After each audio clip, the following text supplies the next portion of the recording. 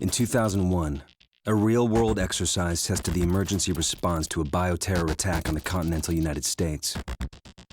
The operation was called Dark Winter. Within just a few days, the simulation spiraled out of control. The operation predicted a rapid breakdown in essential institutions, civil disorder, and massive civilian casualties.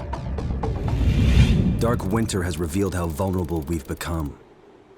Our lifestyle, our security, our safety depends on a delicate and unstable economy.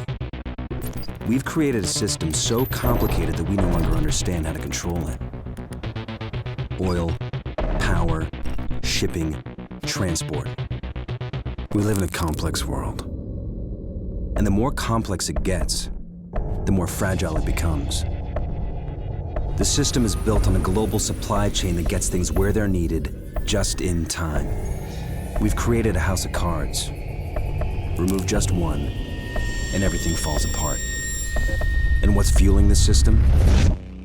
Money. Americans can spend $90 billion in a single day of shopping. Last year, 200 million people swarmed their local stores on November 23rd. We call that day Black Friday.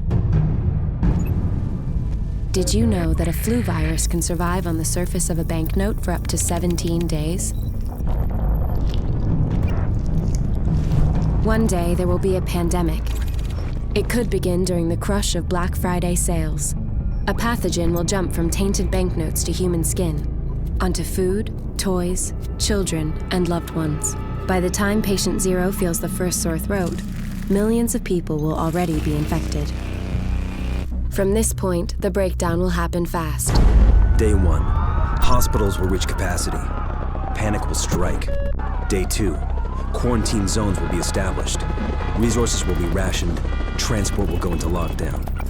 Day 3, international trade will stop. The oil will dry up. The stock market will collapse. Day 4, the power will fail. The shelves will be empty. The taps will run dry. And once hunger and despair take hold, people will do anything for survival. By day 5, everyone will be a potential threat. In 2007, a new presidential directive was signed quietly into law. This maps out the government's response to a crisis, a plan to cope with a real dark winter. It is known as Directive 51. There are rumors of shadow agencies, sleeper cells, covert agents, but nothing can be confirmed. Our complex world is primed for breakdown. And once the chaos strikes, there won't be resources to save us all. The only question left is, what will it take to save what remains?